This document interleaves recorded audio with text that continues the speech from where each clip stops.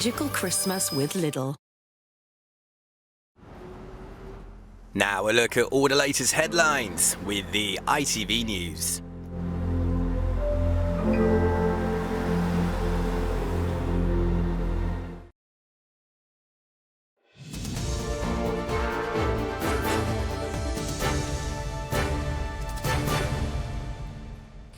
Good evening. A week of national mourning has been declared in South Korea after a passenger plane crashed, killing 179 people, the youngest of them just 3 years old. The Jeju air jet veered off the runway at Muan International Airport, crashing into a concrete fence after its landing gear seemingly failed to deploy. It's understood 2 crew members were pulled out alive from the plane's wreckage in what is one of the deadliest aviation disasters in the country's history. A warning: Graham Stothard's report contains images you may find distressing. Rescuers worked into the night, refusing to give up, using dogs and heavy machinery in the search for survivors. The aftermath of one of South Korea's worst aviation disasters ever. This is the terrifying moment the plane coming in to land at Muan Airport, having travelled from Bangkok, skidded across the tarmac, leaving the runway before exploding as it hit a concrete wall. The force of the impact so great, many were thrown from the aircraft. 32 fire trucks were deployed to try to control the flames. At 9 p.m, nearly 12 hours after the crash, the news so many families who had gathered inside the terminal were dreading. Of the 181 people on board, only 2 crew members survived. The youngest victim is believed to be just 3 years old. Condolences have been paid by South Korea's acting president, Choi Sang-mok, and by the CEO of the airline. At a press conference, he said the plane had regular technical checkups with no issues flagged. I want to give my sincere apology and condolences to those who have lost their lives in the accident and their families. At the moment, it is hard to presume the cause of the accident, and we have to wait for the official investigation result from the authority. Some officials have suggested that a bird strike affected the landing gear. Flocks of birds are reportedly common in the area at this time of year. And a social media video appears to show an explosion near the wing as the plane came into land. Investigators say they've recovered the flight recorders, the first step in understanding exactly what caused such a tragedy. South Korea has announced a 7-day period of mourning. Graham Stothard, ITV News. 3 people have died attempting to cross the Channel. French authorities launched a large-scale rescue operation this morning after a boat believed to be carrying around 50 people got into difficulty off the coast of Sangatte. It follows 4 days of migrant crossings, the busiest Christmas period since records began. Charlotte Cross reports. For French border control, this has become all too familiar.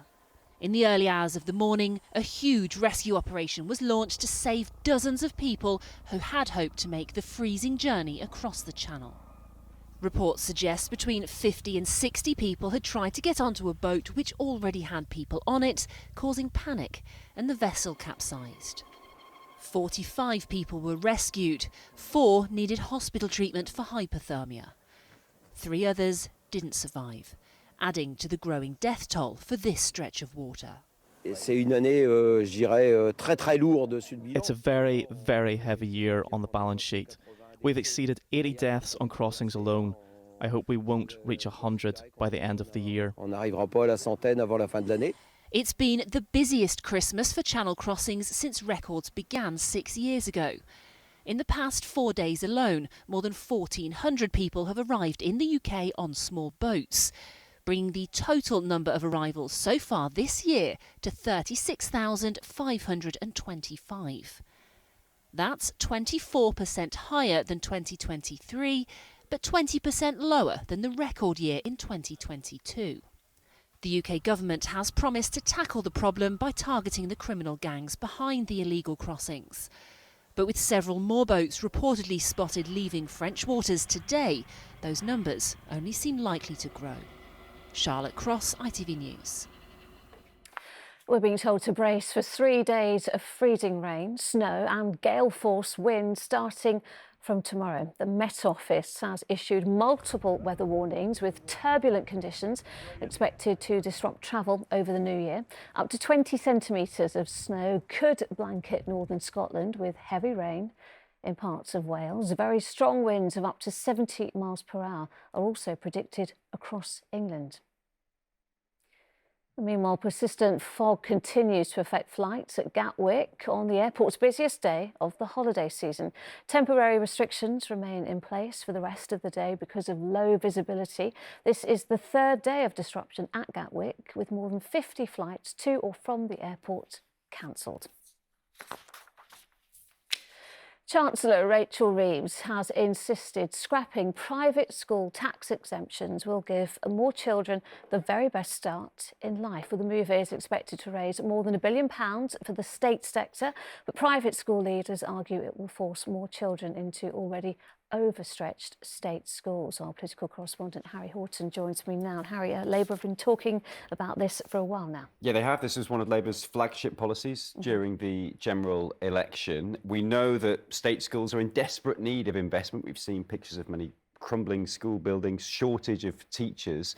The Chancellor, Rachel Reeves, was visiting a state school in London just before Christmas. She argues the best way to raise money for state schools, where 94% of children attend, is by introducing taxes on private school fees.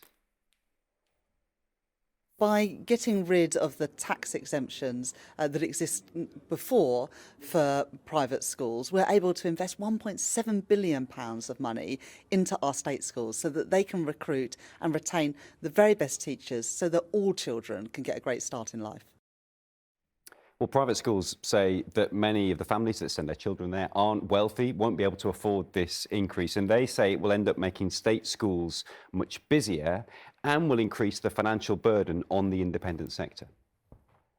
I think we will see a number of the smaller independent schools closing. I think some of the larger independent schools will end up becoming increasingly dependent on the international market in order to sort of keep their numbers up. In the same way that we've had with universities. Well, the Conservative Party leader, Kemi Badenoch, has pledged to reverse this policy if her party wins the next election. I think for the Labour government, they feel as though this is a convenient way to raise more money, which is quite difficult at the moment for the state school sector, and they think this is a political argument that they're willing to take on. All right, Harry, thank you. And finally, 2024 is ending on a high for Nottingham Forest. They're up to second place in the Premier League tonight after winning 2-0 at Everton. And after two... And that's it from us. We'll be back with the late news at 5 to 11. Until then, enjoy your evening. Bye-bye.